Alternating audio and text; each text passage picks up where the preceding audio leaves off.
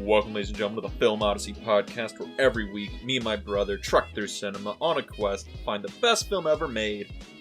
And this week, we are talking about Saving Private Ryan. And Randy, I gotta start with the only question I need to know. Does it still hold up for you? Yeah. Yeah? Yeah, it still holds up. You were not looking forward to this one. No, because I was afraid that wouldn't hold up, but Because you unironically based much of your personality as a younger person around this movie. just as like a kid, like, I don't know, before I was like 10. Movie's an influence. Mm-hmm. Also, yeah, like we were talking about this before, but man, this movie fucks, and this movie fucks a different position every time I see it. Like, this movie's great.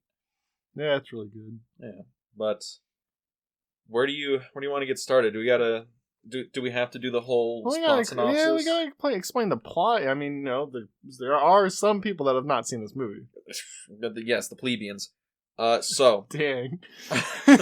So here's the basic rundown. The film follows United States Army Ranger Captain John Miller and his squad as they search for a paratrooper, Private First Class James Ryan. The last surviving brother James Francis Ryan. You gotta say the whole name. As he is the last surviving brother of four, as the three brothers were killed in action, and it follows them as they trek through basically the aftermath of the landing of Normandy Beach through France to find him and save him and bring him home.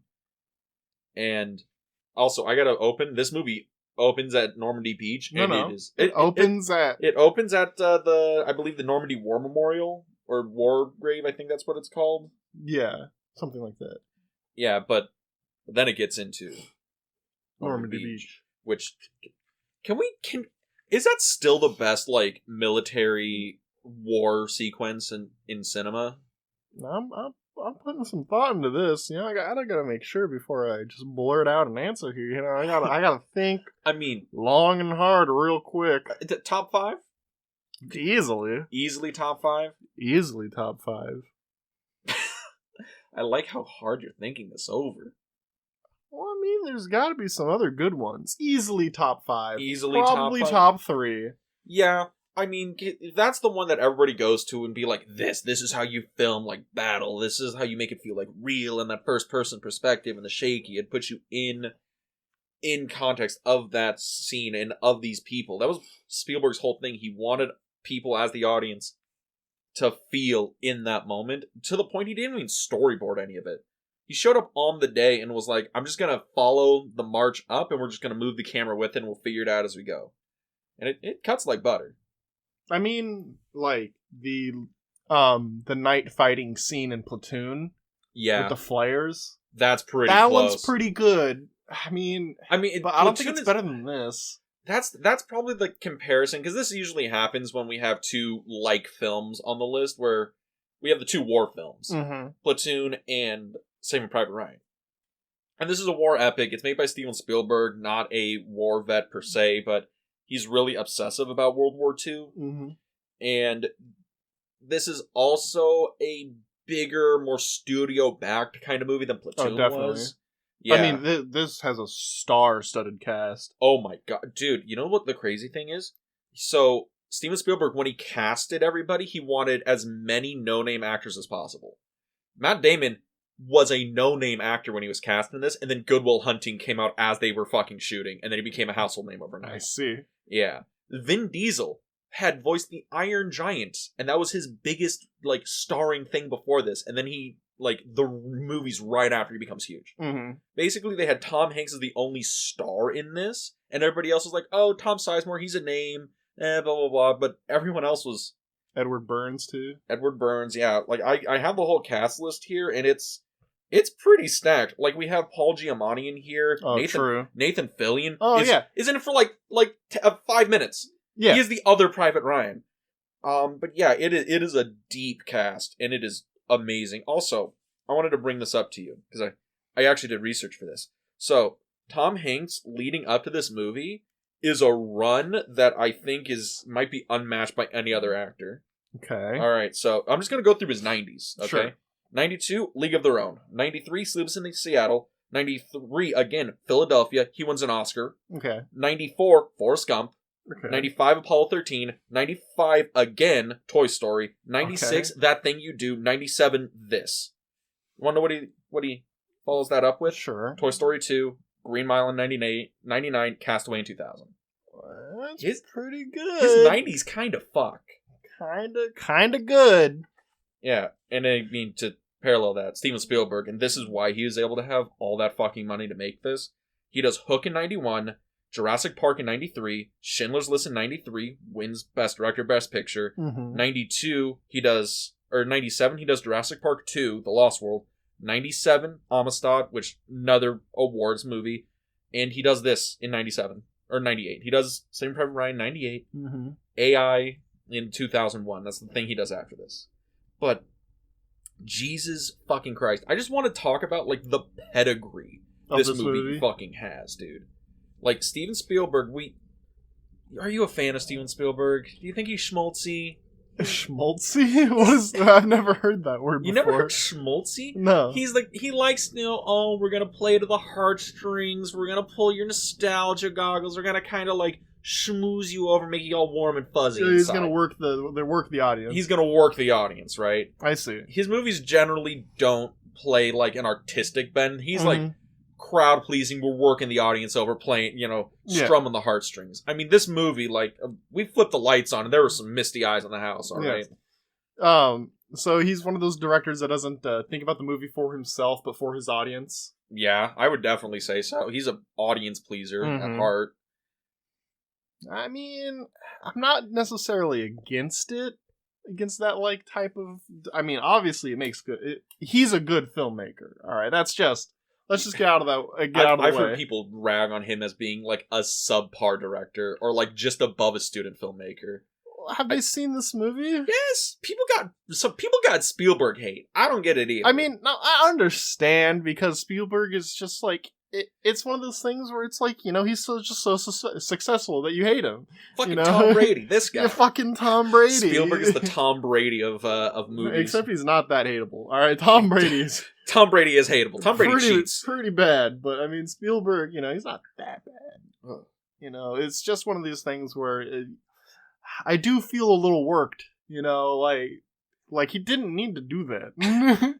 he doesn't... it's a little cheap at times. You can feel where he's like, he's doing this specifically to, like, work the audience over, make him cry, make him feel something. A little bit, but, like, I don't think it's a real detriment to the movies. Like, probably not this movie. Yeah. Because this movie, I've gone on record in other podcasts and other conversation that I think this is, like, the best war film ever made. I mean... that's just me, but it's one of those things where when I'm watching it, I think it really does put the audience in the sense of, this is like a very not okay thing. I know a better war movie. It's called Band of Brothers. Fun fact, him and Tom Hanks were the executive producers of Band of Brothers. I think he directed the first episode. Yeah, it makes sense. Yeah, they did the whole funding for Band of Brothers right after this. They basically used all the leftover shit from this movie to make Band of Brothers. But, I mean, Band of Brothers is a better war movie. I mean, it's also like 10 hours long. Quote-unquote movie. Quote-unquote movie. Show is 10 hours long, so I don't want to hear your shit. Oh, fuck you. We'll get to it later. But yeah, like, this movie is just fucking awesome. And I dig the shit out of it. It's very, very good. I'm not sure, like, here's the thing about this movie is that it gets me in a whole moral conundrum about calling it awesome and cool. Because it's a war movie and this is some really hard, fucked up shit. Yeah, and especially, like, the movie makes a point of to not... Like, when they're going over their dog tags in the movie. Yeah. At one point, they show up to a crashed paratrooper plane. And it's become kind of like a base point for people that are scattered from their squadrons, from their platoons or whatever, to meet up here, drop off their wounded, and then go re-rally and get back into it. And so there is a sack full of, like, 100 or more dog tags. Just every fallen soldier that's come through and they've picked up tags. And they picked up their dog tags, and there's like 30 or so wounded soldiers just like sitting next to the plane in like a pop-up tent type thing.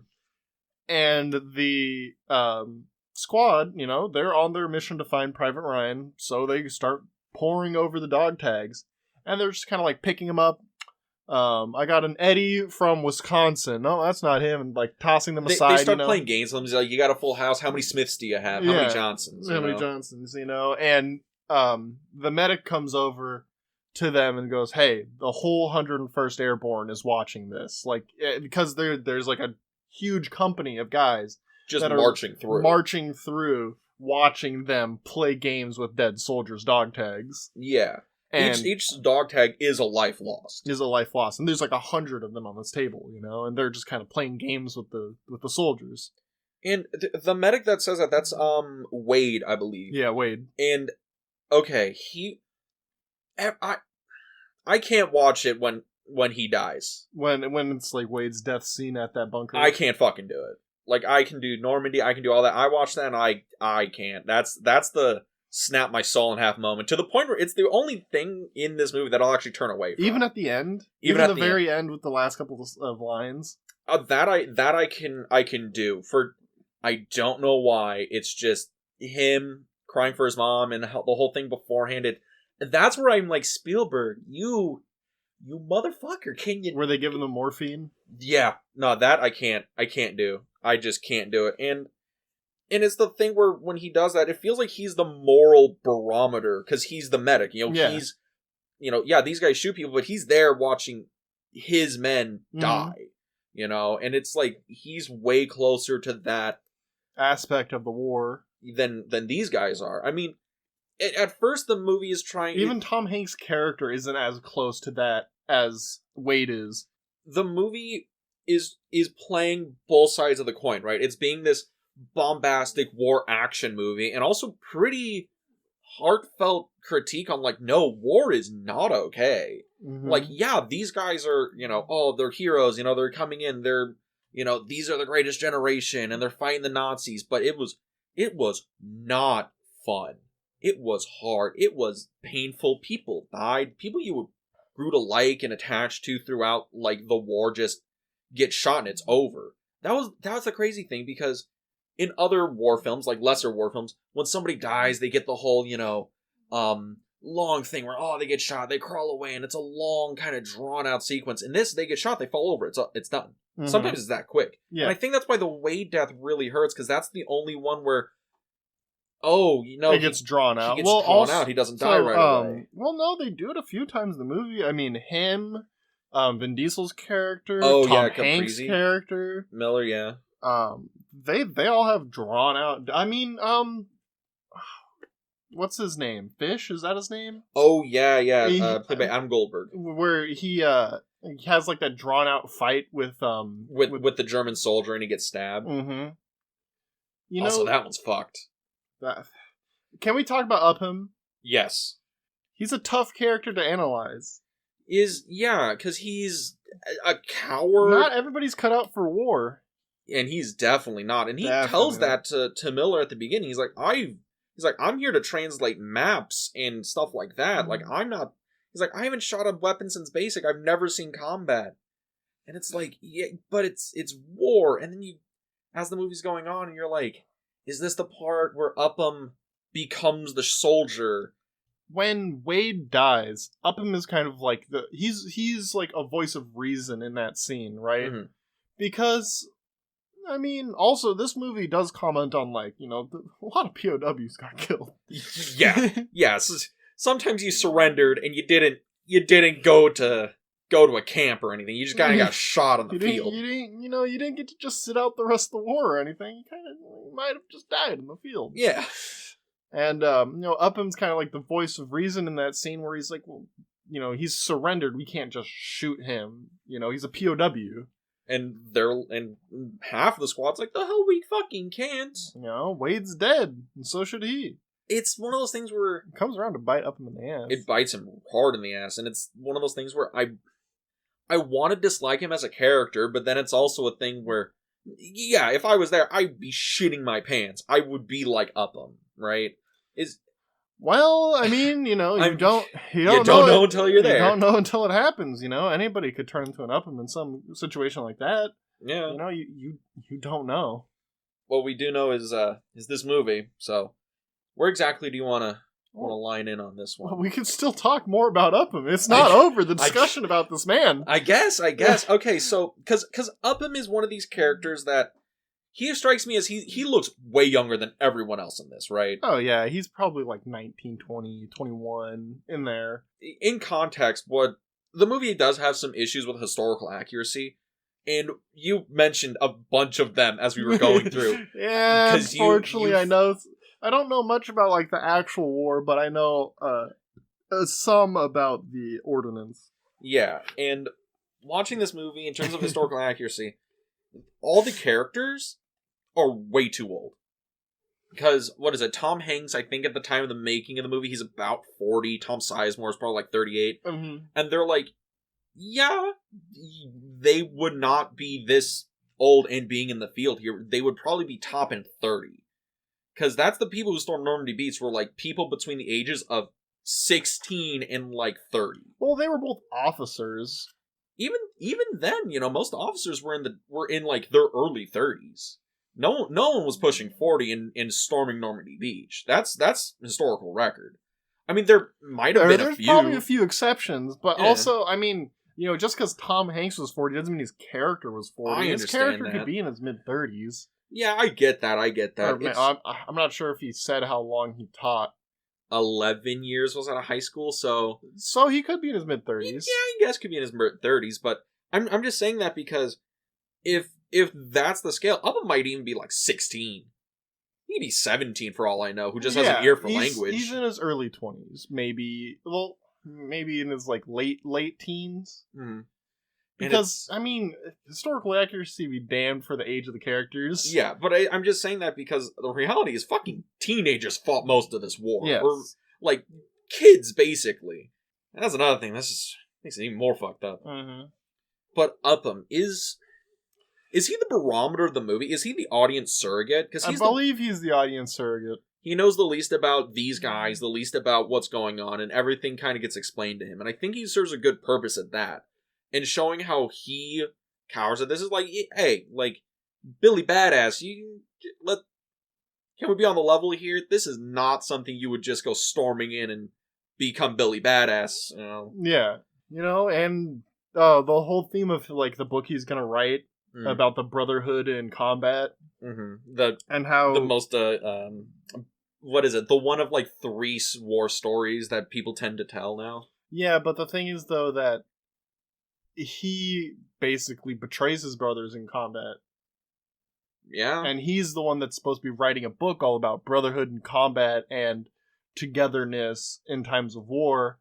And he's not there for them when they needed him most. It's true. And all of them form that brotherhood, and he's an outsider looking in on it. Mm-hmm. And even at the end of the movie, when Fish finally accepts him into that, like, brotherhood, because that's the whole thing about the FUBAR motif. Yeah. They say it, and then when he finally explains it to him, he's like, it's the whole, yeah, you're in now. You're one of us. By the way, in case anybody didn't know, FUBAR means fucked up beyond all repair. Was that most of 101st Airdrop and Normandy Beach? Was that all FUBAR, Randy? It was all FUBAR. All of it. Every last minute of it.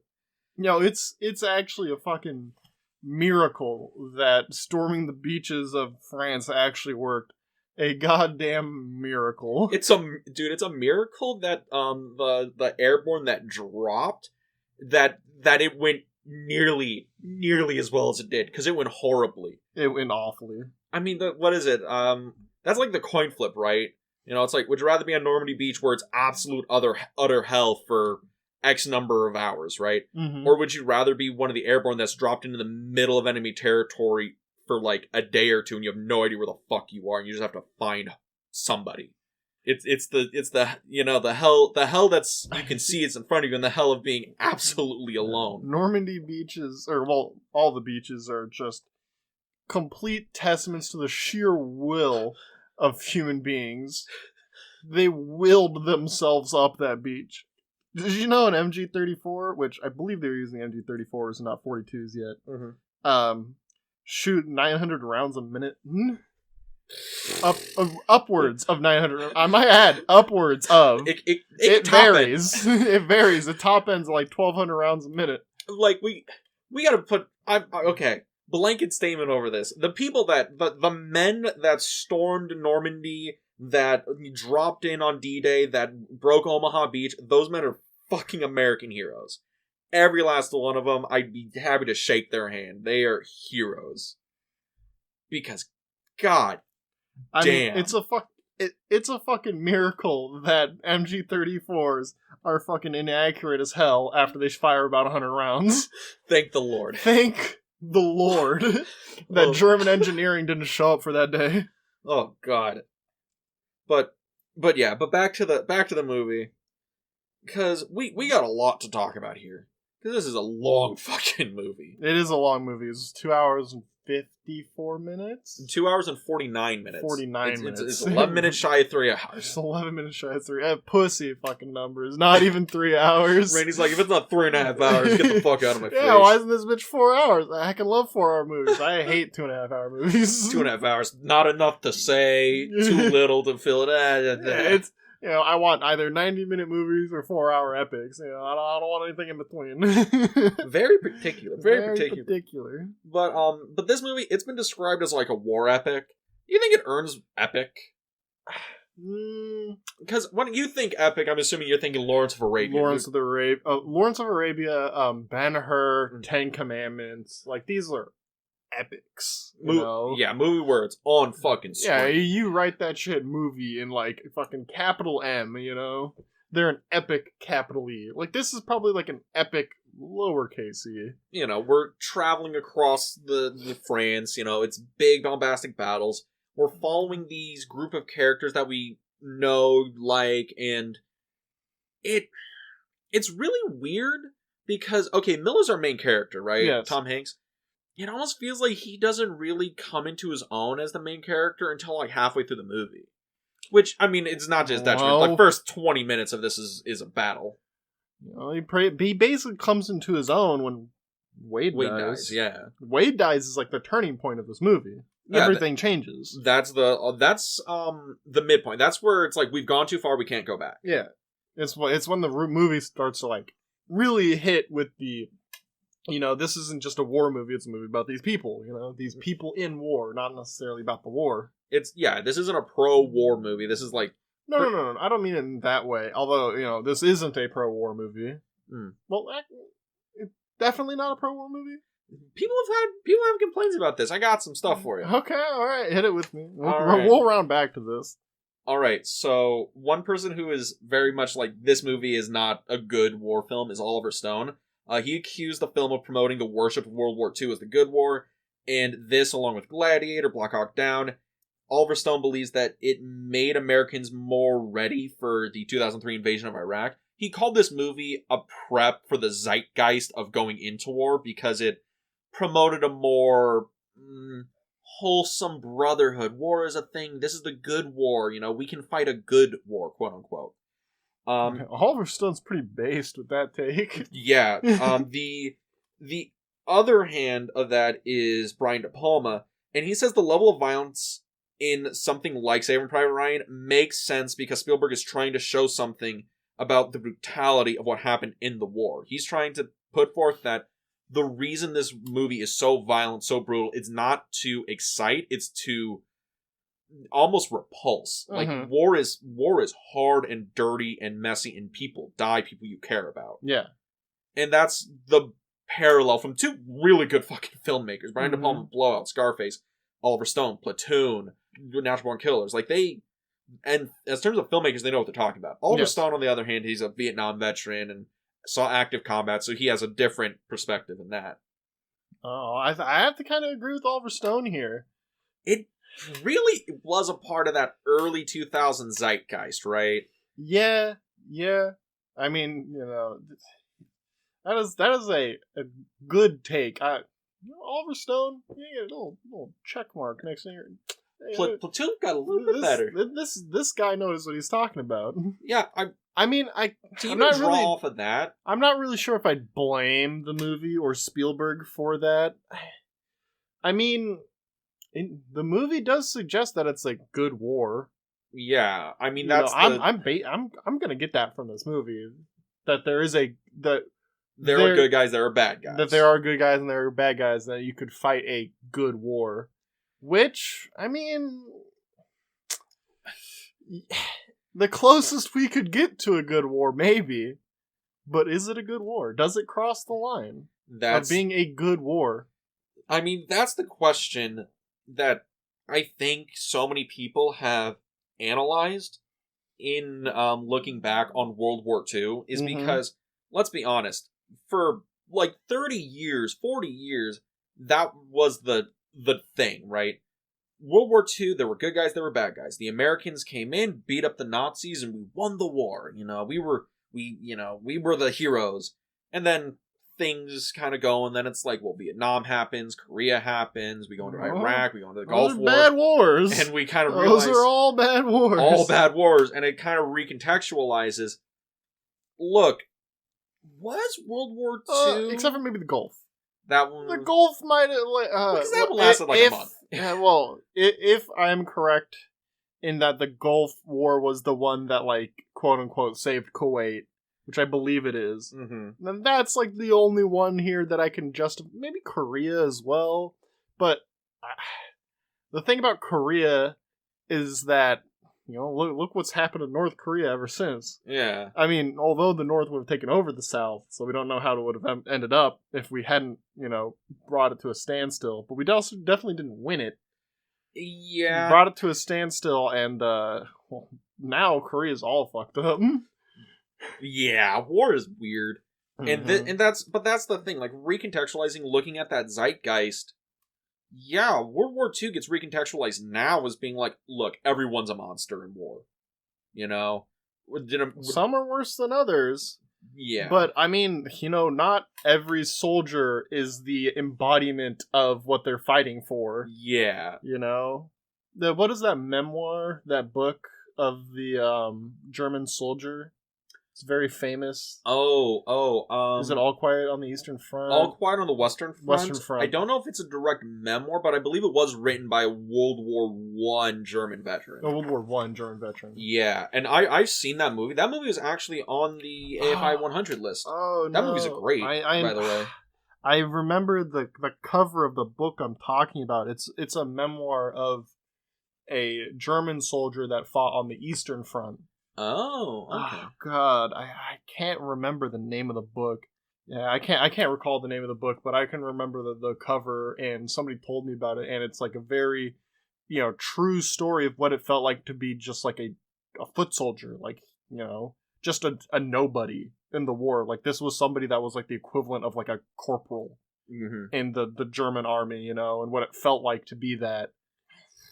And it's just one of those things where it's like, you know, these normal like, obviously officers take more blame than anybody else in a war, but I mean, to be like a private, you know, especially looking at the other side from like the final days of like Berlin. Oh, and where everything is like, you know, you're fighting till the last man. Well, because you don't know what's going to happen afterwards. You know, you don't know what happens if you lose. Yeah, that's a harsh reality when you're staring down the end of the war and you know you're on the losing side. That's a harsh thing to stare down. I mean, that's not to justify anything that happened. Oh God, no! But it's to them, but it's just like it's one of those things on a human level. On a human level, you know, you're one of the last privates to defend Berlin. You know, there's what's going through your head. You know, you don't know what's going to happen afterwards. You know, you may have heard what happens after the fall of Germany after World War One. You know, you got to base yourself off of that. You don't want that to happen. Hell no. You know, you have an idea. Officers might get something better, but you're probably not. Yeah, and I mean, you know, the other way around, like being a French soldier at the fall of Paris. Oh, you know. Where, you know, you were finally getting used to, you know, occupation, and then you're back to being a Frenchman again. You're like, man, I just picked up German. This sucks. I mean, I think we can talk about this movie and skim over all the World War II history. Well, no, and skim over like more of like the latter parts of the war, like like the Eastern Front, like discovery of like the Holocaust and stuff like that. Yeah, because this movie doesn't even touch upon the Holocaust we're just in France, just D-Day. D-Day in the week or so leading after that. Yeah, it's like D-Day plus 6. This movie is actually kind of like short in that kind of terms, where most World War II movies, most war movies in general, take a course of months. Yeah, you know. Some are like the entirety of their time over there. Mm-hmm. You know, some of them are even like from boot camp through the war. Yes. You know, that's a pretty common thing in a lot of war movies, right? Where you're seeing somebody who, like, from when they enlist all the way through their terms of service. This one is literally like a couple days. You know, doesn't the movie The Deer Hunter not take place that long in Vietnam? Well, the Deer Hunter is a weird movie because it takes place in America, Vietnam, and then like after, but it's over the course of like 3 years. Yeah. Which we're gonna watch The Deer Hunter later on. That one, I think you're maybe I don't know. I don't know how you feel about an hour-long Russian Orthodox wedding to open the movie. That sounds lit. It's pretty lit. Christopher Walken's in there, of course. But I mean, this movie, though. This movie, this movie kind of gets propped up by its own themes because it can just lean on the fact that it's talking about a real war that actually happened. Yeah, and it's asking a question that probably a lot of veterans ask themselves. Can we get to the question of the movie? Yes. Oh, sweet baby Jesus. The ending of this movie. Spoiler alert. Yes. At the end of the movie, after Miller died, or when Miller is dying, he tells Private Ryan, earn this. No. Well, what's his name? Oh, John Miller tells Private Ryan. No, but what's the fucking guy that plays Private Ryan? Matt Damon? Matt Damon. How do you not know Matt Damon? I can't fucking remember his name. Matt Damon! Okay. So Tom Hanks tells Matt Damon. So Tom Hanks tells Private Ryan, Matt Damon, earn this. Earn it. Earn it. You know? And that... Basically telling him to earn the fact that all of these men gave their lives for him. Specifically for him. Yeah. Not for anybody. For him. This ain't no hoity-toity thing, the reason you came back is because of all the people who get... This is like, no, specifically you. At least, 12 people have died. Specifically for him. At least. Minimum. And then we see him as the old man. In the cemetery. And he asks his wife, tell me I've lived a good life. Tell me I'm a good man. You're just like, wow, that's rough. That's some hard shit. That is hard shit. How do you reconcile? That's survivor's guilt, right? That's trauma. That's survivor's guilt. That's trauma. And also it's one of those things where he asks his wife that question, right? And she says that you're a good man. Yes, of course. Yes, of course, you're a good man. But that small validation probably is meaningless in the ocean that is this man's like guilt.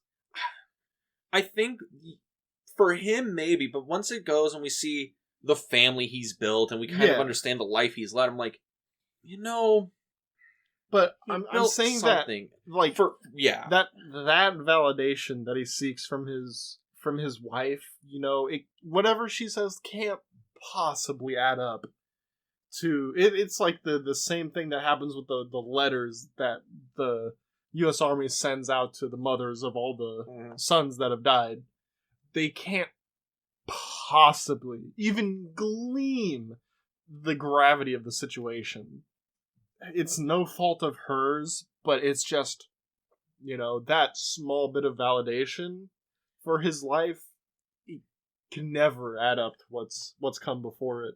That's the movie, right? And that's the question it poses, and that's why I think this is why it's an anti-war film. Mm-hmm. Because at the end of it, it's like anybody that can do math can figure out 12 is not less than 1. And it's also the thing where, Ryan went on, he started a family, he had a family of his own, and you would look at that and be like, some people would be like, you know what, he earned it, he became a father, a grandfather, and he built a life. He didn't waste his life. Mm-hmm. But then you look on the other side and it's like, well, none of the other ones gets the wife and the grandkids and the kids, and they don't even get the chance to do anything with theirs because they gave it for him. And it's It's the whole thing of, that brotherhood thing they say, I give my life for my brother so he may live so I may live through him. Mm-hmm. And that is a rough go. That is a rough go. Man, okay, so this movie's weighty, right? Weighty, especially near the end, especially with that part. How did you even want to, qualify this movie? In what way?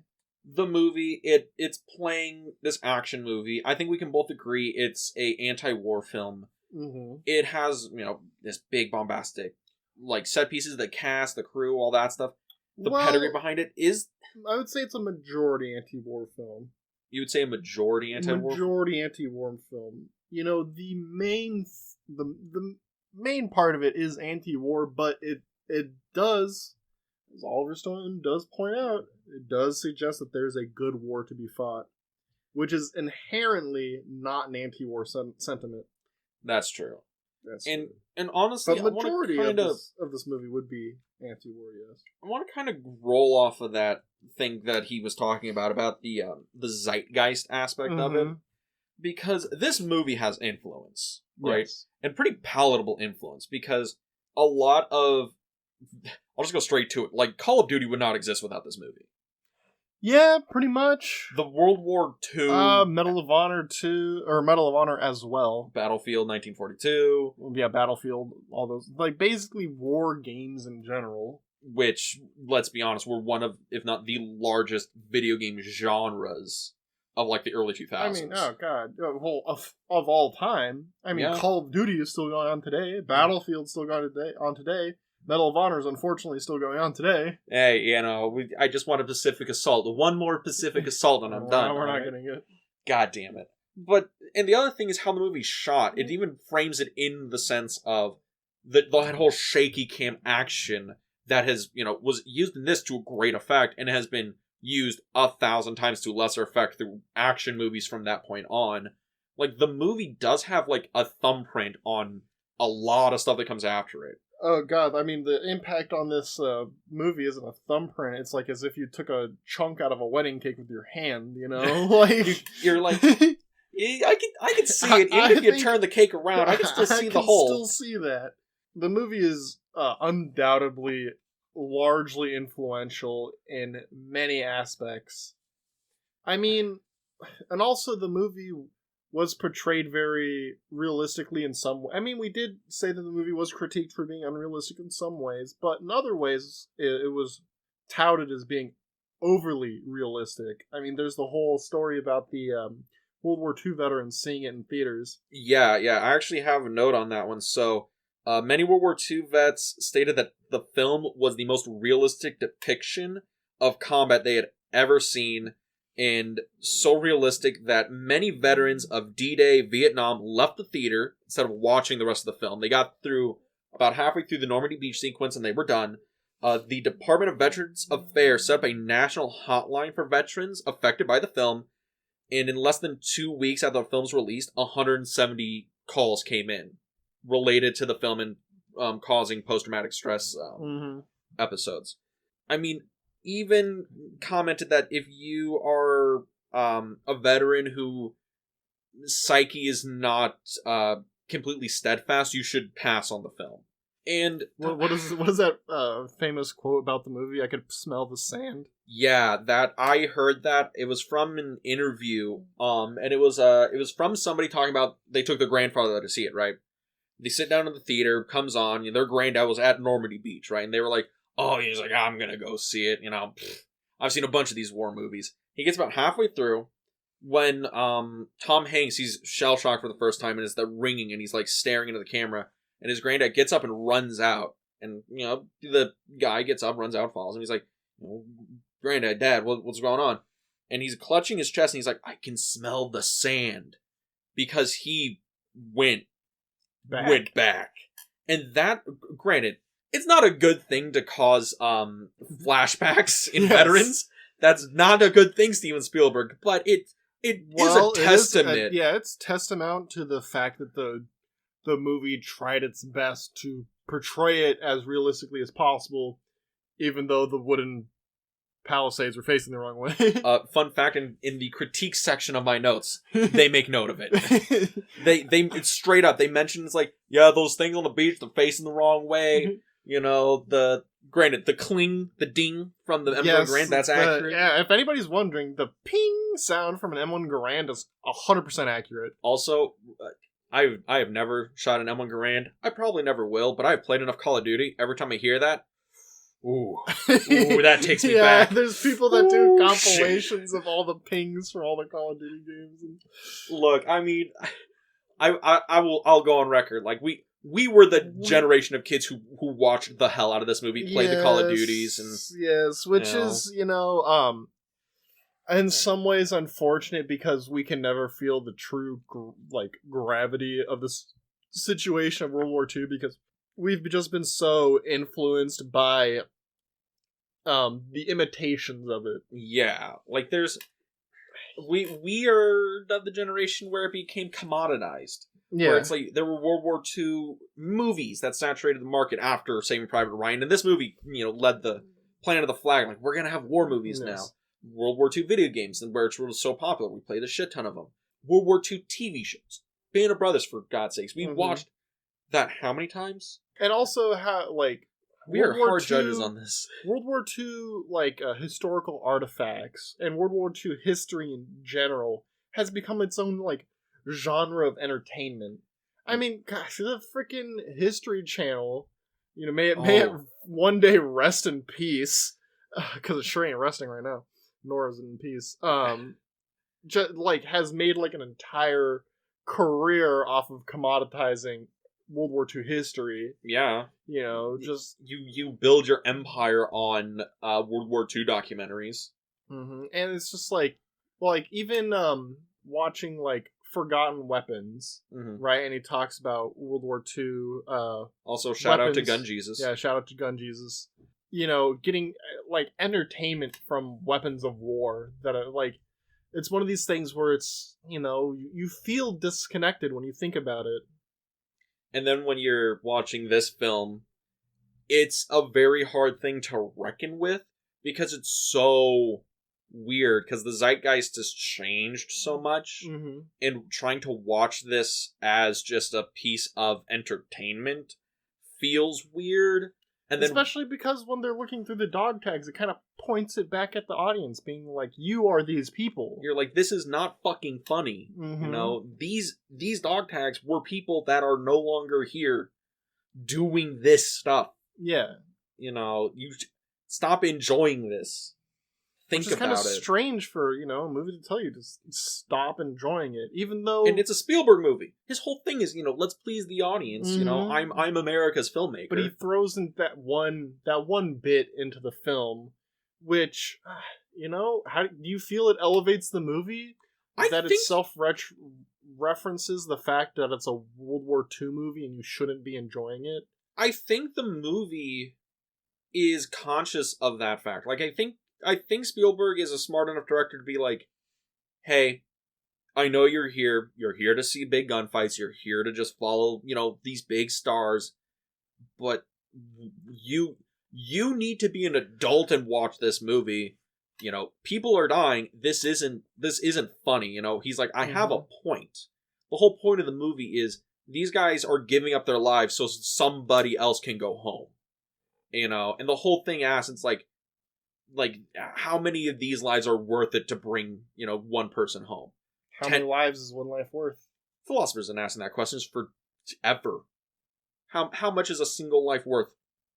That's the point of the movie. Is a single life worth a single life? An eye for an eye makes the whole world blind. This movie's also, strong. Other things this movie, it also has the religious motifs. Yeah, we do have the... what's his name, the sniper in the movie? He was your favorite character as a child, I remember. Yes, he was. Still probably is, my favorite character. Although, I don't think he's the most... Private Jackson, played by Barry Pepper. Barry Pepper. Private Jackson. Yeah, he's one of the most... I would say that, Upton, or, what was his name? Is it Upton? Upton, or Upham. It's like a PH. Upham. Upham. Yeah. Yeah, Upham. is probably the most interesting character, and Private Jackson is probably the second most interesting character of the movie.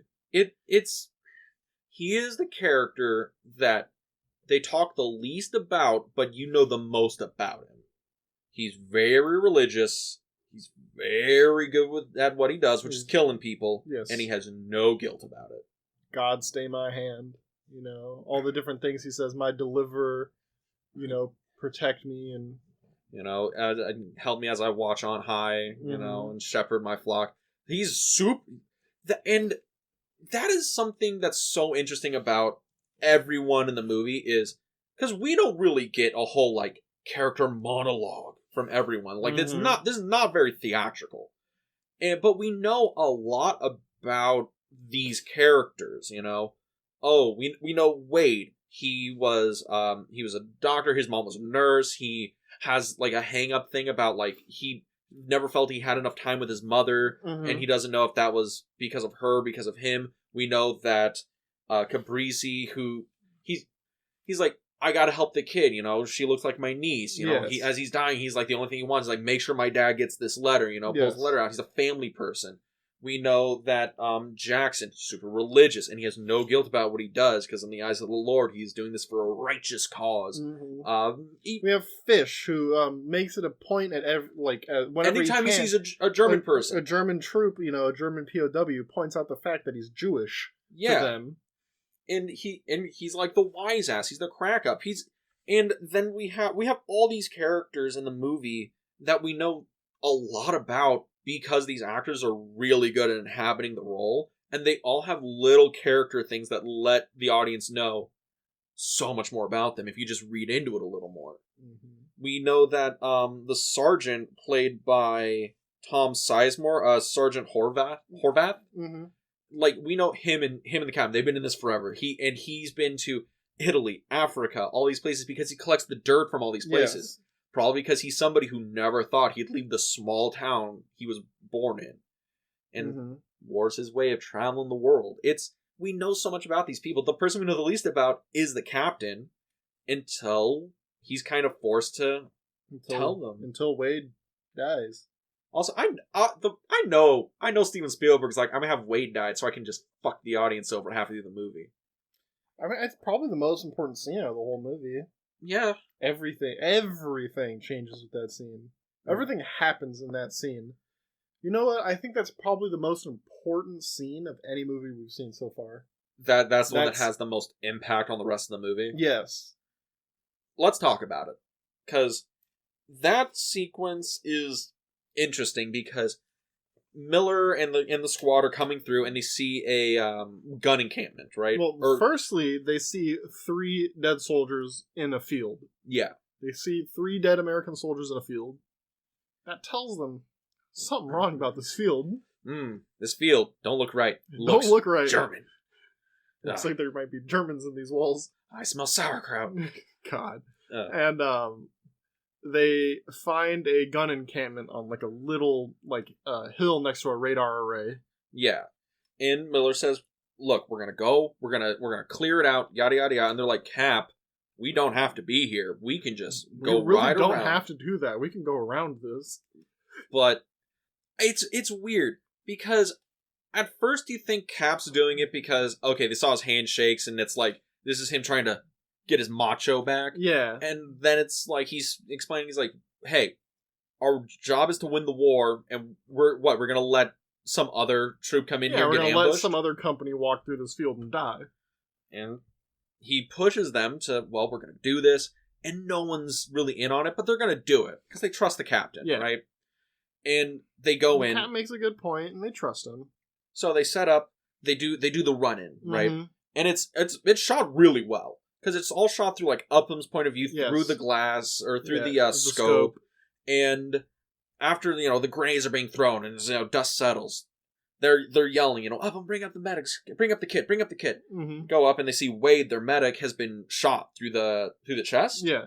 And he's lying there, and he's alive, and everyone's gathered around him. They're trying to stop the bleeding. They're trying to do something, but they don't know what to do. And Wade, he's bleeding, he's trying to tell them but he can't really like he can't really tell them what to do. You know, he's struck with the situations never occurred to him before. He's like, what happens if I'm the one that's injured, you know? Yeah, and they're trying to figure out what to do, and Wade's asking all the questions. They're like, where's the bullet? Where's the exit wound? And he's like, all right. He's like, oh god, I'm shot in the liver. Mm-hmm. And they say, just tell us what you want us to do. What do you want us to do? How can we fix you? And he says, more morphine. He's like, just give me a little more morphine. That'll help.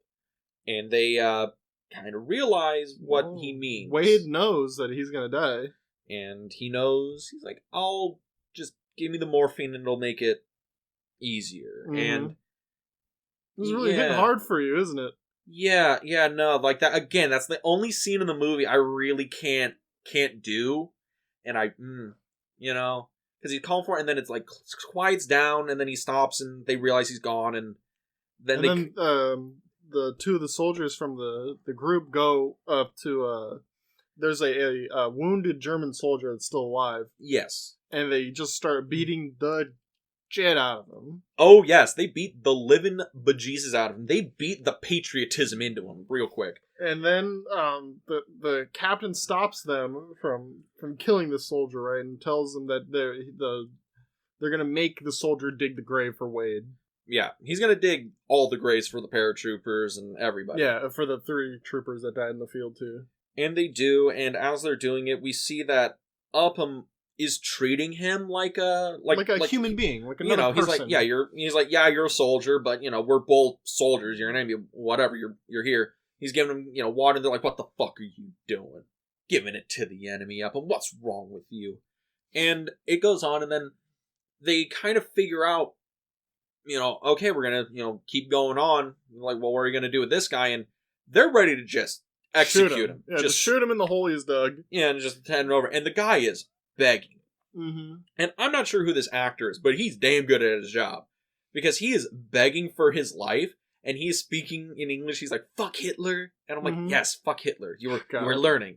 And he starts begging in German. He's like crying. And they're like, fuck it. And Miller gets him out, puts a blindfold on, and is like, all right, you're going to march 1,000 paces that way. If you turn around once, we're going to shoot you. But if you finish, we're going to be gone. And they're like, and he, starts marching off, and then we have the big blow up, right? Yeah. And they're all yelling, trying to figure out, like, why the fuck did you do this? Ribisi's like, fuck it, I'm just leaving. Ryan ain't worth shit to me, I'm done. And Tom Sizemore's character, the Sergeant Horvich, fucking chambers around on him, is like, if you walk away, I'm gonna shoot you for desertion. Mm-hmm. And Upham's like, Cap, like, you gotta do something here. He's like, I'm a fucking translator. Yeah. Well, also, Upham's the one that advocated for letting the German soldier go, Yeah. Upham's the one that caused this, And then the captain's like, how much is the pool up to? Oh, yeah. To explain that there's a pool on figuring out what the captain did before the war and where he's from. Which, let's be real, that is not a hard thing to figure out, right? You just check his dog tags when he's asleep. Does he sleep? I mean, he doesn't even have a mother. The captain is where did the captain come from? They built him out of dead GIs, stitched them together in a lab. I like how they talk about Tom Hanks is this undeniable badass. Yeah, and I'm like, it's Tom Hanks. It's Tom Hanks. It's calm the guy down. From Big. It's Forrest Gump. Which Granted, I think is kind of honestly, I think Tom Hanks is kind of a miscast here. Really? Yeah, because the way he's played up in the movie is like this kind of like hard ass they built out of dead GIs. And he's like, he's seen nothing but death and destruction, hasn't batted an eye. Yeah, and he, I mean, obviously he's supposed to have a softer side with like the whole shake and is like kind of like heart to hearts with like the sergeant and whatnot. But like, I think he's total miscast because you cannot see him as like a tough, hard man. That's fucking Tom Hanks. It's the he's America's nice guy. Yeah, like, right. And it's a little bit of a miscast, but I don't think it's so bad. It's also one of those things where like he's not bad in this movie. He's not bad. He was nominated for an Oscar for this, and he lost it too. He lost it. I mean, I'm not sure who he lost to. Isn't it supposed to be Shakespeare in Love or some shit? No, that's what lost Best Picture. Okay. Which, by the way, Shakespeare in Love, for 98, was a better film than Saving Private Ryan. Cielo says she likes Shakespeare in Love. Better than Saving Private Ryan? She's definitely better than Saving Private Ryan. She hates bloody movies. But come on, for the cinema. The cinema. I'm not sure if they would call this movie cinema. Okay, is this cinema, kino, flick, movie? It's a movie. It's a movie. It's a movie. Better than a flick? It's better than a flick. All right. But cinema? I'm not sure if it's up to the cinema. Also, if anybody wants to know, we're supposed to be doing Jean-Luc Godard's impressions of Jean-Luc Godard. Yeah. There's this really weird internet ranking thing where some movies are flicks, some movies are movies, some are films, some are kino. You know, and others are cinema. Yeah, you know, it's pronounced by Jean-Luc Godard. It's the grading of movies, and this is like a damn fine movie. Like, this is a damn fine movie. Damn fine movie. And I mean, like, you know, speaking of like the casting, because there's like, I mean, it's deep. We already touched on it. I know. I mean, okay, because there actually is two people who were considered above Tom Hanks for the role. All right, I'm gonna ask you if you think these are better: Harrison Ford or Mel Gibson. These were really their top 3 choices. Yes. Harrison Ford, Mel Gibson, and Tom Hanks. Remember, Tom Hanks was on a run, by the way. Yeah. God. Well, let me think about Harrison Ford for a second. You know, he would definitely play a better hard ass, but he'd still be wooden as fuck Tom Hanks. Or not Tom Hanks. Wooden as fuck Harrison Ford. I think you can get a pretty good Harrison Ford performance. I mean, remember, he was coming back to Spielberg. He did Indy with him. He'd have a better look for the movie. He'd definitely be able to play like a more mysterious hard ass for the first, you know, however long of this movie before Wade dies. I think he wouldn't be able to really dig into like the deep dramatic stuff. No. Because Harrison Ford, I don't think, would be able to do a good cry on screen, like the breakdown moments. Hell no. Mel Gibson, that would be crazy as fuck to see Mel Gibson in this role. I mean, I think Mel Gibson would have been an interesting choice. And definitely an interesting choice. That's like one of those things where it's like, it's so crazy, it might just fucking work. Because, like, say what you will about Mel Gibson, he's intense. And I think that intensity would be the thing that would throw the movie. Because it'd be really hard to, like, get in line with Mel Gibson through the film this story is telling. Yeah. Rather Tom Hanks. Because Tom Hanks, you immediately like him. Yes. You know, Mel Gibson, he'd be a little gruff the first going. He'd definitely give a more intense performance, but I'm not sure if that's what this movie wants. I guess out of those 3 options, I guess Tom Hanks is the best option. I mean, the other... Okay, but we did talk about Matt Damon. Matt Damon. Yes, because Matt Damon, he was cast as an unknown for this. And then he did Good Will Hunting, and that shit went out the fucking door. Yeah. He won an Oscar by the way. But the person they had before him was a little actor known as Edward Norton, who turned the movie down. Edward Norton? Who's that? American History X, Fight Club. He was also in Rounders. He was opposite of Matt Damon, by the way. He was Incredible Hulk before Mark Ruffalo took it. Yeah. Very good actor, by the way. Very good. But he turned it down to do American History X. Did he really? Turned it down straight because American History X has a lead role. Yeah, well, because I haven't seen American History X, but he's like the bald guy with like the swastika on his chest. Yeah. Like that's Edward Norton. That's Edward Norton. Yeah. He packed on like 30 pounds of muscle for that role, by the way. Did he really turn down this movie for American History X? Turned it down cold. Wow. And American History X, though, is a movie that's very hard to watch now for a lot of reasons. Oh, yeah. It's a very well put together movie, but it had a whole thing like the director. He is the reason the Alan Smithy like label is no longer used as a director pseudonym. Like, he got into a big fight with the DGA. He got into a big fight with the Academy. Edward Norton like took the film away from him to do recuts, and it was a big fiasco of a production. Very good film, you know. The product's like a solid film, but it's not Saving Private Ryan. Yeah. The other person. Well, also that movie has like its own whole thing about it. Yeah, like a whole deal about it. And the other person who was put forth for it was Noah Weil, who, if you don't know, he was a TV actor back in the 90s, and he actually, that's why he couldn't do this, because he couldn't get out of his ER season, which gotta fucking suck. He's like, man, if I could have slipped out of ER for like a couple of months, because this only took 2 months to film. But I think Matt Damon is good in his role. Very good. I mean, I believe the entire story he tells about his brothers, you know, the story where he's like laughing and he's jovial and it's a very big memory thing, but you're listening to it, it's not really a funny story. It's a really, like, if you were there and you were me, it'd be funny. He improv the whole thing. Did he really? Yeah. Because Spielberg was like, I want you to tell a story that would remind you of your brothers that only you would find funny. And he kind of came up with that, and it's like, that's kind of the perfect thing of that, because... And the thing at the end... he only mentions 2 of his brothers by name in that story? Yeah. Not third brother. Poor Petey. R.I.P. R.I.P. I think his name's Pete. I have no fucking idea. Something like that. Yeah. I mean, it's a very good casting, by the way. Very good casting. I mean, that's a great improv scene. Oh, yeah. I mean, there's so many great... Again, like, we could gush about the entire cast, because I think everyone here is fucking great. Even Vin Diesel, the philosopher of our time. Like, great in this movie. Oh, yeah. Especially when he dies. So good. Also, I understand. He's become kind of a meme because of the Fast and the Furious movies. And it's like, oh, he's Groot. Riddick. Also, no, dude, Riddick is fucking... No, but I mean, he's... Pitch Black, Chronicles of Riddick, the fucking Riddick movie. Those movies are Vin Diesel's he's basically become a huge, like, meme because of, like, the Riddick movies, the Fast and the Furious, I Am Groot, like... Yeah, where people are like, oh, he's an actor and he has, like, one mode. But no, he's got real range. People kind of forget that before he became, you know, Dom Toretto, he was a real actor. Like, he had chops. Especially in this movie. Oh, yeah. I think this is probably the best performance I've seen from him. He's not even, like, the main character, or even, he's like, the first top guy 3. That dies. Yeah. He's the first guy that dies, but you fucking remember him. Yeah. But, I guess beyond that, where else do you want to go on here?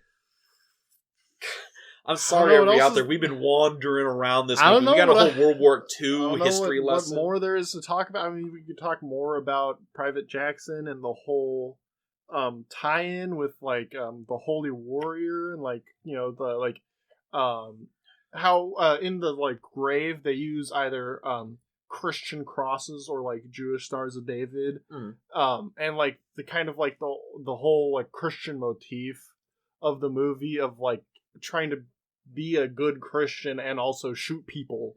Yeah, how can you reconcile? We've had a lot of philosophers over the years, Thomas Aquinas, St. Augustine, many others, try and reconcile fighting a just war and being a Christian, you know? It's how do you reconcile a very peaceful, at its core, at its roots, a very peaceful religion with killing people, because that's not like a, you know, 3 Hail Marys and you're good. That's it's one of the commandments. It's Thou shalt not kill in the top 10. It's in there. I think it's like 1 or 2. You know, and I mean, we have, like, this, that relates all the way back to, I mean, even, like, the Crusades, you know, like, fighting a holy war, like, how does that work, you know? Yeah, and I mean, because we have, like, not only Jackson, he constantly references his religion, he's praying, all that stuff, but even Fish, Mellish, he references his religion. He's constantly, you know, saying, you know, Jewish. He's constantly bringing home a point that he's like, yes, you know, he's Jewish and he's proud. He's holding his dog tags with a Star of David on it up to the German soldiers. Juden. Want you to know, Juden, right here. Right here, you know, and or trying to... I mean, I'm not as well versed in the Torah, in the Jewish religious. Well, there's more than just the Old Testament to the Jewish religion, but you know, trying to reconcile that with, especially since he's flaunting it, right? Trying to reconcile that with his own religious self, you know, or even the fact that I'm sure most of them just set it aside. You know, it's like, I'll be a religious man when I get home. You know, when I get home, you know, this is not the time for it. While other people weave it in, like Jackson does. Like, I'm sure Fish almost sets it aside. Sure, he kind of like wears it as like a badge of honor, right? But I'm sure that he's setting it aside in the more religious sense, while Jackson is weaving it directly in with what he's doing. You know, he has not forgotten. Yeah, and and he uses it as a thing of comfort. That's probably why he sleeps so well. They make a point where he's like, I don't understand how he can just. Oh yeah, his head hits the sack and he's out. He's like, he kills all these people and he knows he's doing it. This isn't like blind firing into a crowd. Yeah, you don't know, but no, he sees them die through his scope. There is no ifs, ands, or buts about it. And he's like, no guilt. You know, I say my prayer. I've made my peace with God, and when he calls me home, he calls me home. Mm-hmm. Until then, I will sleep easy.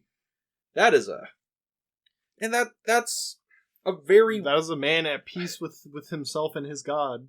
Yeah. And you that's he's the crux of the religious warrior. Yeah, the religious warrior, you know, he's Jackson sees himself as an instrument of God, you know, there's a reason he has been put in this position. You know, there's a reason he is so good at shooting a rifle. Like, all these things have a reason. Also, I gotta ask a question, because you know more about, like, guns and shit than I do. Mm-hmm. When he says, he's like, gentlemen, you put me a mile away from up to and including a mile from Adolf Hitler, clear line of sight, boys, pack your bags, war's over. How hard is a mile shot? I mean, is he an actual Billy Badass here, or is that some like chutzpah? Given enough time, he probably could do it. Like a mile shot isn't impossible, even with the weapons they were using in World War II. Not impossible. Fucking difficult. I mean, if he could get it on the first shot, fucking nigh impossible. If he could actually do it, that man would have won the war. I mean, if they chained Adolf Hitler to a table, he could probably get him within the clip. But like, I like that. Get him within the clip. You fire 9 rounds. One of them's gonna wing him. That's 5. 5 or 6 with one of them, or 5 and then one in the chamber. You know, but he could probably get him within 6. You know, especially if he's as good. Because, I mean, he kills the guy through his scope at 450 yards. Which, that's already pretty impressive. And that's under fire, you know. That's, while being in line of, like, whatnot. Fun fact. So, talking about historical inaccuracies before, that technically is inaccurate to World War II. Not for Vietnam, though. That's an actual real shot a American sniper made and was confirmed during the Vietnam War. Yeah, shot through the scope. Yeah, which people are like, bruh, like, if you're a sniper, you just do that shit all the time. I'm like, no, that is also it's just inefficient. Like, why would you shoot them through the scope? Just shoot them, you know? like I'm sure the guy didn't intend to hit the guy through the scope. It just happened. No, he was intending it. That man was like, I'm shooting womp rats off my Star Destroyer for years. You know, I'm not sure if it was it was in the Middle East, I know that, but I'm not sure if it was Afghanistan or what country it was in. But I mean, nowadays we've had like a shot recorded at like 3 miles, I think it was. Jesus Christ! Yeah, like shooting from the next county. The person it was reported that the person that got shot didn't even hear it. Like the person and the person they were standing next to didn't hear a sound. That's terrifying. That is terrifying. Yeah, I'm not sure if that measurement of distance is accurate, but that's I believe that's what I've heard. But yeah, I mean the historical inaccuracies of this movie are I mean they are a plethora if you want to find them, but they're not, they don't matter that much in this movie. I mean like when I hear like the BIR like shooting, right? You sounded that out immediately because you fuck with that BAR. You know way too much about that gun. I've seen a good amount of videos breaking down that gun, but it's just like, it doesn't fire that fast. Also the gun's a complete piece of shit. That gun's only good because it will end anything at the other end of it. Well, no, it was only good because the U.S. Army already had them from World War I. I like that. It's like, what? Why is this gun such badass? Because we already had them, and it does fire a full-length cartridge in automatic, which not many things did that, although the compensators on them gave people concussions. I like that. Fired the gun and you're just like, oh god. No, if you fired the gun you'd be fine, but if somebody was standing next to the end of your barrel, they were fucked. Death immediately. Bursted eardrums at the very least. Another, or what else is there? There's the thing where they're grabbing the mortar things and they're whacking it and throwing them like frag grenades. Yeah. That one people are trying to point out, like, that's inaccurate. I'm like, fun fact, guy with the Medal of Honor doing that in World War II. Mm-hmm. And he was still alive and was able to tell people, he's like, no, that shit was real. Yeah, I did that. Yeah, modern day mortars don't work like that, but mortars in World War II, I mean, hey, And they could have. Safety features? Fuck them. Yeah. Other things like, Lord.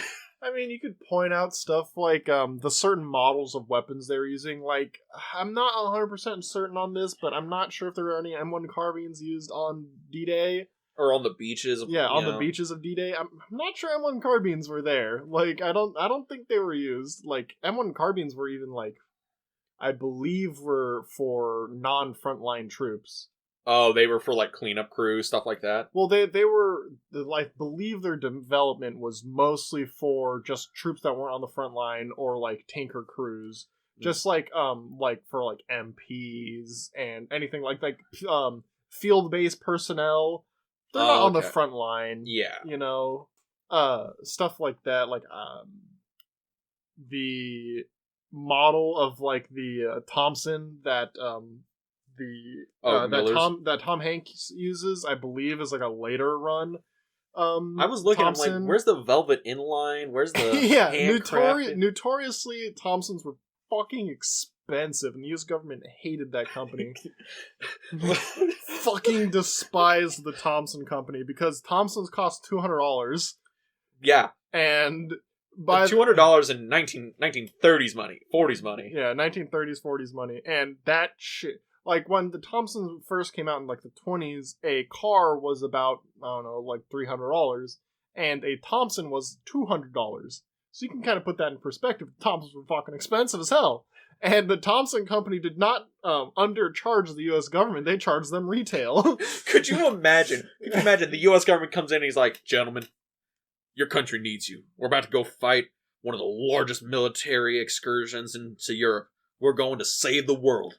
And we need your help to fund us these guns. But old Uncle Sam, he needs a discount. Thompson Company. No, the Thompson Company says, fuck you, pay me.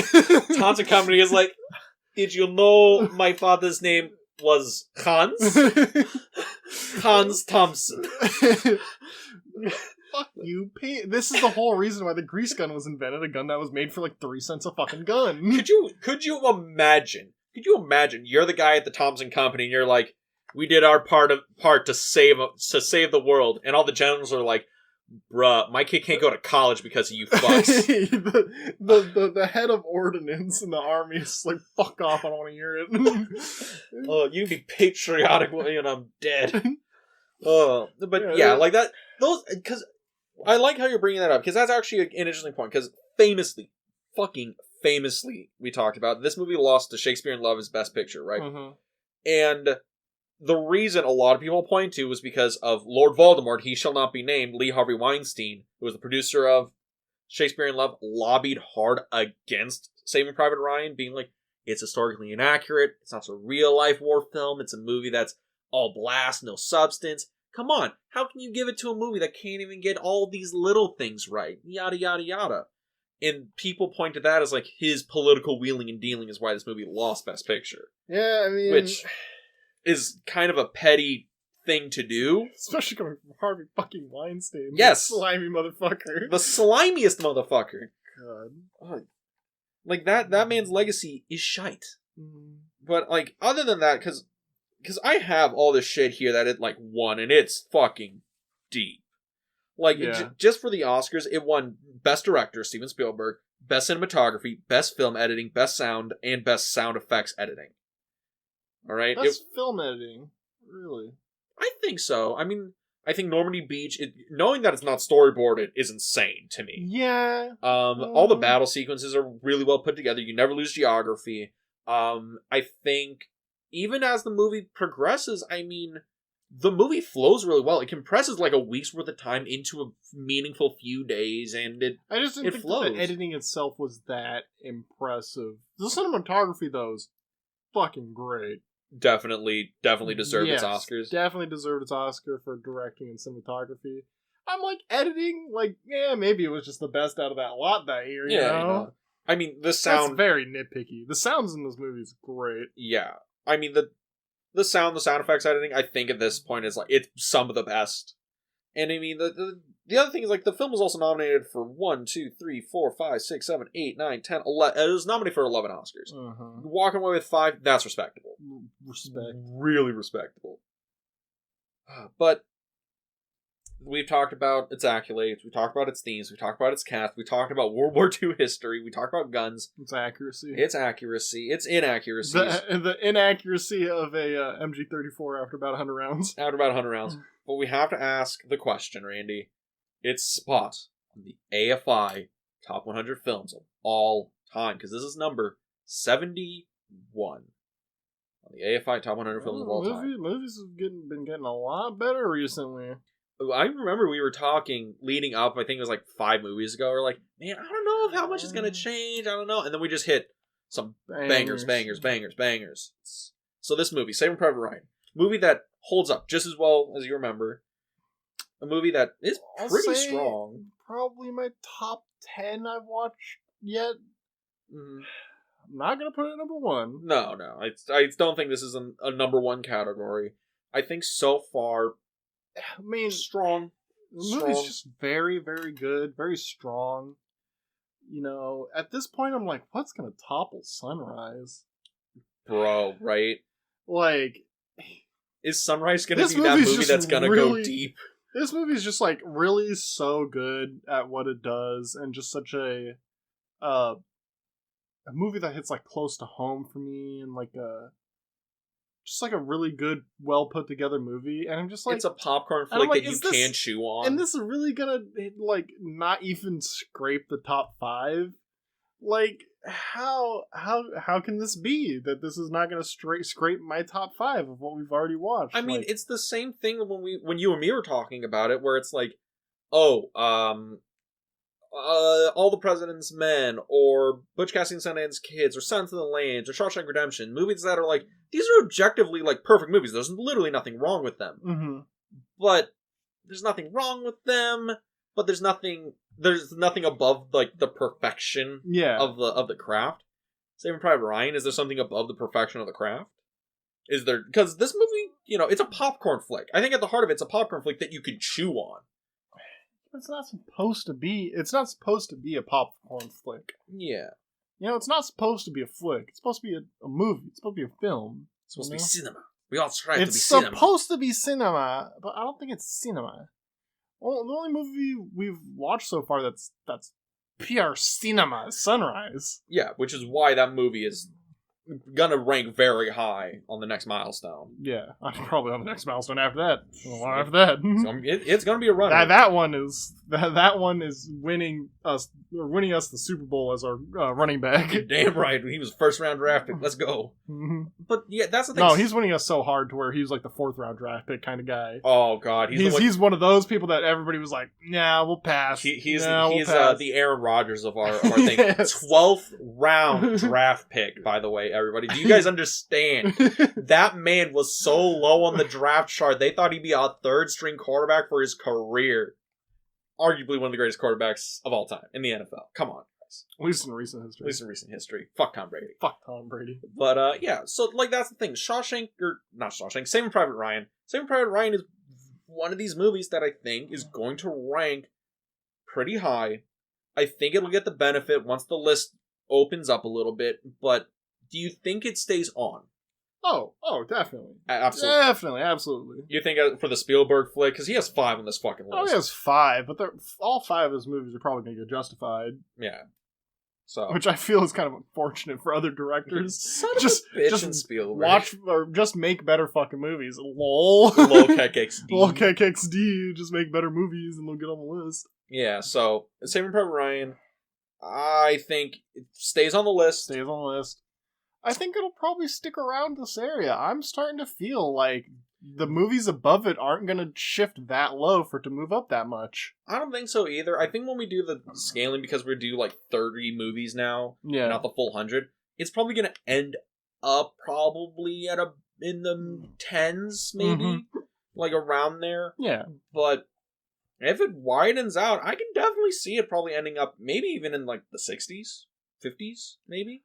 Probably becoming a middle. But probably mid-60s is where I see it. You know, it's going to move up a bit. Because I'm sure there's movies above it that aren't as good as it, but I'm sure there's not that many. Yeah. But with that, Randy, because next week we're actually going to have to figure that shit out. Because next week we're doing our milestone. Oh, shit. Milestone number 3. We'll be ranking numbers 100 to 71 of the AFI Top 100 films of all time. But keep everybody enthralled, because once we get back, we're going to be talking about the second Stanley Kubrick film on the list, A Clockwork Orange. We've already watched the Stanley Kubrick movie? Spartacus. Oh, it's the Kubrick movie everyone forgets is a Kubrick movie. Yeah. Yeah. But... Is 2001 on this list? Damn right, it's like number 4. Oh, okay. Listen, cool. So. That I don't have to watch it for that long. That's great. I hate you so much. It might actually. I've tried to watch that movie like 4 times. It's so good. I don't understand you. But it's just real slow at the beginning. Whatever. But yeah. So with that, ladies and gentlemen, next week we're gonna be talking about all 30 movies we've watched so far. And if you wanted to catch up with that, you can go to anywhere you can find podcasts, Google Podcasts, Spotify, so on and so forth. You can also go to our YouTube channel, The Film Vault. That is right. We are The Film Vault on YouTube. Like, comment, subscribe, do something. Comment. Tell us we're awful, because we're awful and damn proud of it. Oh, God. But, Randy, any last words? What is the good life? I don't know. I just hope it's not FUBAR. It's not FUBAR. All right, everybody. You have yourself a good week.